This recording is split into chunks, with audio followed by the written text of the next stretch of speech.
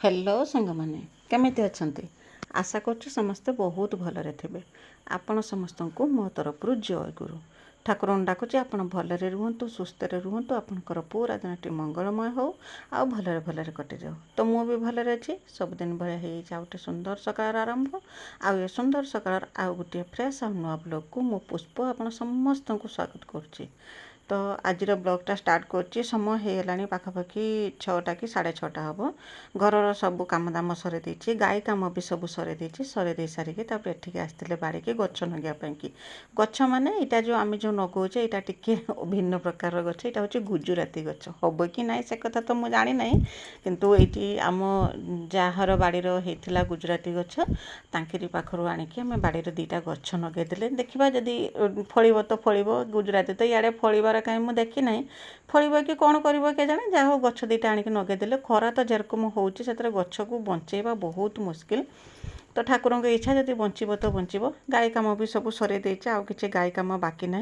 आज गोटे बड़ कम थिला ये जो देखिपे गच नगे दे सारिक बड़ कम जो कौन यहाँ हूँ बड़ कम कहीं ये जो ना काठ आमर किणा होगी आसला गला वर्ष से काठ सब चिरा होगी ये सब रही है जाड़े कि कहीं रही रखापी कि जगह ना 2-3 वर्षर काठ ये जिते माटी घर थिला से समय करना जिते माटी घर भंगा है आमे करना सब आणिकी एठी ही रखी देखी तापर पॉलिथिन घुड़ाई देथिले तेना 2टा वर्षा से खाइलानी से काठ सब 2टा वर्षा खाइलानी ए वर्ष जदि वर्षा खाइबो काठ सब नष्ट हो जिवो। तो से भाबिकी मो बाबा को 2-3 दिन है कहते आम काठ सब भितर को उठे ना कहीं चुली तो जालुची ना मु काठ सरीगने केते हैरान होबाकू पड़ियो से कथा मु जानिची मु भी अनुभव करछि माने से जिनसटा मु केते हैरान हेछि सेटा मु निजे अनुभव करछि से कथा केही बुझी पारिएनी।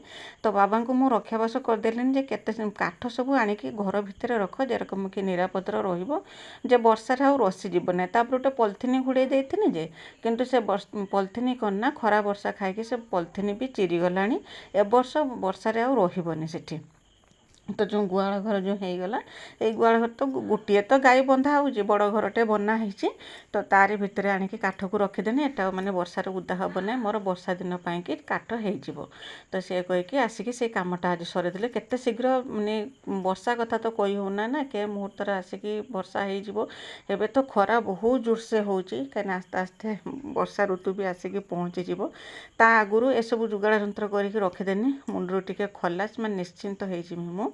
तो एपटर करना काठ सब आणिकी रखुची तो बाउंश भी किसी ताकू चिरिकी फटेकी आणिकी ताकू भी आणिकी व्यवस्थित करके रखुची वर्षा दिन कि जे 2-3 मास जो वर्षा हम से वर्षा दिन जेरकम मत हैरान होबाकू पड़ोनी केवल गोटे टाइम ही चुली रोषे होची से गोटे टाइम जब काठ जब नथिबो कणक उदा काठर केयर रोषे करें से ए व्यवस्था सब चली। तो ये कम सरला बेलू आमको होता गाधुआ पर कम सरईकी गाधुआ पधुआ कर गला आमको 9टा बाजी होता। तो जापे केते समय लगी कम घर कम तापर गाई गोरु कम ताकू सब सर सारिकी तापर करना एठी सब कम सब सर सारी गाधुआ पधुआ ठाकुर पूजा कर सारा बेलू समय होता।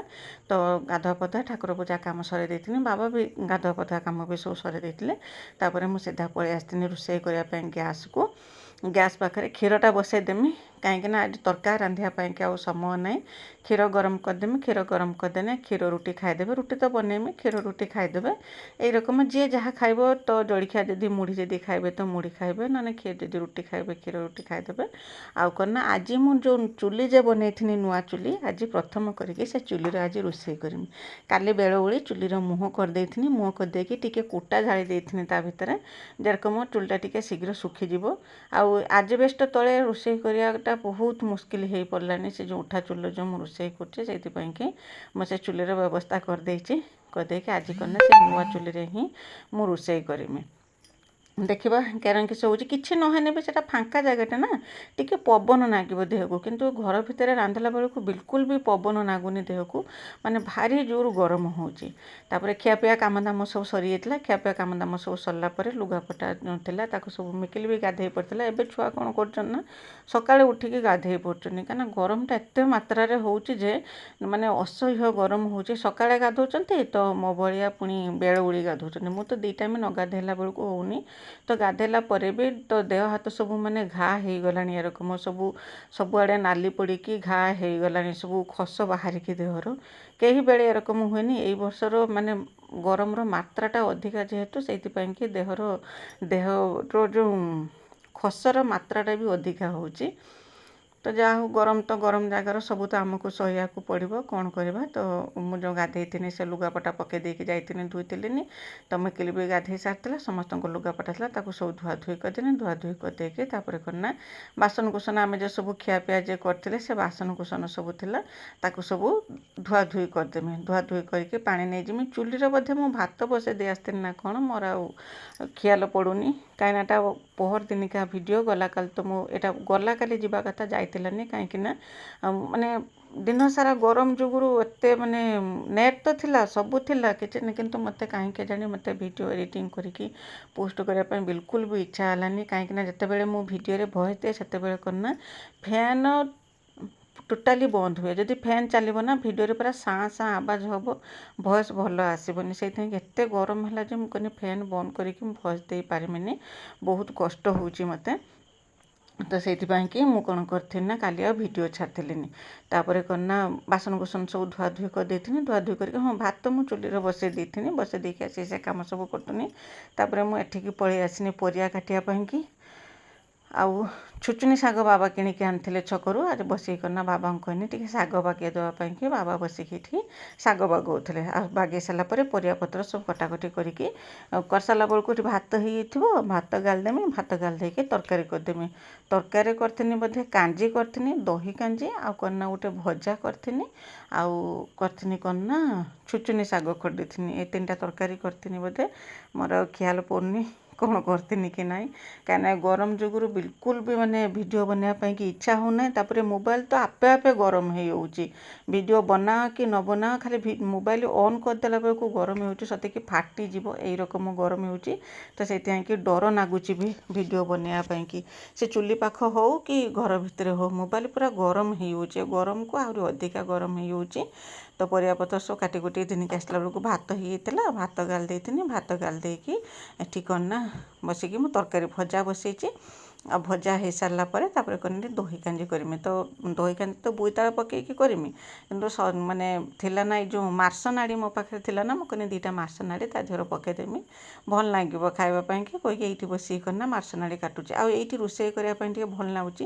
ଜାଗା ତ ନାହିଁ, ଅଳ୍ପ ଜାଗା, ତଥାପି ବି ଭଲ ଲାଗୁଛି ଏଇଥିପାଇଁ କି ଯେ ବର୍ଷା ଦିନ ତ ଏଠି ରୋଷେଇ କରିହେବ ନାହିଁ। ମୋତେ ଲାଗୁନାହିଁ ଯେ ବର୍ଷା ଦିନରେ ଏଠି ରୋଷେଇ କରିହେବ, କିନ୍ତୁ ଏଇଥିପାଇଁ କି ଏଠି ଭଲ ଲାଗୁଛି ବର୍ତ୍ତମାନ ରୋଷେଇ କରିବା ପାଇଁକି ଯେ ଫାଙ୍କା ଜାଗାଟା ନା, ଟିକେ ପବନ ଲାଗୁଛି ଦେହକୁ।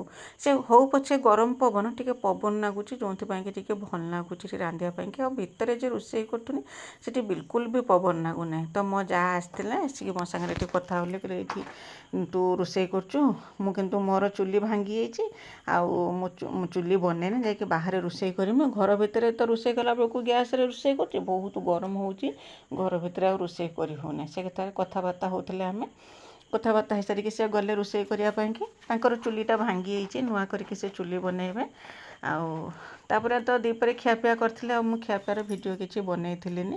ଆସିକି ଆପଣଙ୍କ ସାଙ୍ଗରେ ଭେଟ ହେଉଛି ବେଳଓଳି ସମୟରେ। ବେଳଓଳି ମାନେ ଖରା ଗଲା ପରେ 5ଟା ଖଣ୍ଡେ ହେଇଯାଇଥିଲା, ଆମେ ବାହାରକୁ ବାହାରିଥିଲେ। ବାହାରକୁ ଆସିଥିଲେ ମାନେ ନ ଆସିନେ ତ ନହେବ, ବାହାରେ ଆସି କାମ ଦାମ ନ କଲେ ତ ନହେବ। କାହିଁକିନା ଏବେଠୁ ଯଦି ମଞ୍ଜି ନ ପକାଇବା, ବର୍ଷା ହେଲେ ନା ମଞ୍ଜିରୁ ଆଉ ଗଛ ବାହାରିବନି। ଯେତେବେଳେ ମାଟିଟା ଥଣ୍ଡା ହେଇଯିବ ନା, ଆଉ ଗଛ ବାହାରିବନି। ଏବେ କ'ଣ ନା ମଞ୍ଜି ପକାଇଲେ ଗରମ ପାଇଁକି ଗଛ ବାହାରି ପଡ଼ିବ, ବହୁତ ଶୀଘ୍ର ଗଛ ବାହାରି ପଡ଼ିବ। ତ ମଞ୍ଜି ସବୁ ଆସିଥିଲା, କିଣା ହେଇକି ଆସିଥିଲା। ଏଠି କ'ଣ ନା ବାବା ସବୁ ହାଣିକି ଖତ ବୋହିକି ଆଣିକି ଦେଉଥିଲେ, ଆଉ ମୁଁ ଏଠି କ'ଣ ନା ସବୁ ମଞ୍ଜି ପକାଉଥିଲି। ତ ବାବାଙ୍କ ଉପରେ ମୁଁ ଏଠି ରାଗୁଥିଲି ଯେ, ମୁଁ କହିନି ମାଟିଟା ପୁରା ଶୁଳା ଶୁଳା ହେଇଛି, ତୁମେ ତାରି ଉପରେ ପକାଇଦେଲ। ମୁଁ କହୁଛି ରହିଥିବ ଟିକେ, ମୁଁ ଟିକେ ନାଳିଟା ବନେଇ ଦେଇ ସାରେ, ତାପରେ ଖତ ପକାଇବ। କିନ୍ତୁ ବାବା ତାଙ୍କର ସିଧା ଆଣିଲେ ଢାଳି ଦେଇଗଲେ। ତ ମୁଁ ରାଗୁଥିଲି। ସେଠୁ ବାବା କହିଲେ ହଉ ଠିକ୍ ଅଛି, ମୁଁ ତ ଜାଣିନାହିଁ ଆଉ। କାରଣ ତାପରେ କ'ଣ ନା ବାବା ଯାଇକି ଦିନିକି ଆସିଲେ, ତାପରେ ଏଠି ନାଳି ବନେଇଲେ। ନାଳି ବନେଇଲାର ମଞ୍ଜି ପକାଇଲେ, ଖତ ପକାଇଲେ, ଖତ ପକାଇକି ତାପରେ କ'ଣ ନା ମଞ୍ଜି ବୁଣିଥିଲେ। ଆଜି ନଗା ହେଇଛି ପୁଇ ଶାଗ ମଞ୍ଜି ବୁଣା ହେଇଛି।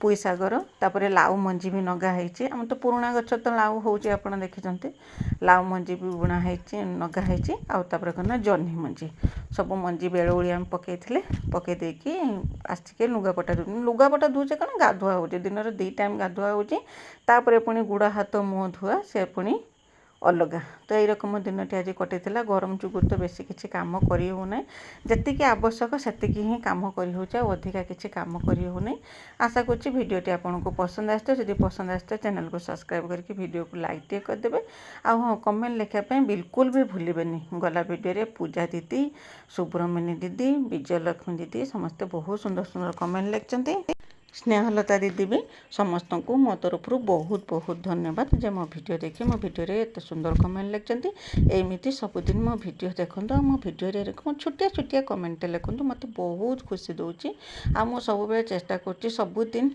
भिडियो छाड़ापी कि मझे मझे करना माने व्यस्तता कि व्यस्तता केते नेट्र प्रोब्लेम आउ केते करना इच्छा भी होना मझे सत कथा कहमी मझे बिल्कुल इच्छा होता नहीं कि कहीं भिडियो बिल्कुल भी भ्यूज होना एत परिश्रम कर भ्यूज होना से कि मनटा टी भांगी पड़ुची आउे सब्सक्राइबर भी मोर बढ़ुना जो कि मनोबल पूरा भांगी होची तो तापर भी भंगा मन को लेकिन मु उठिकी वीडियो बनाऊँगी से सत कथा हूँ या जे वीडियो बनईमी आ कौन कहीं मो वीडियो बनाऊँ वीडियो तो कहीं देखुना क्या पसंद आसना कौन पाई मो वीडियो बनईमी यही कथा भी बेले बेले मन को आसुची वीडियो बनईमी से कथा भी मन को आसूची पुणी भंगा मन को नहीं पुणी गोड़े ठिया हाँवाई चेष्टा करुँची तो आज रोचे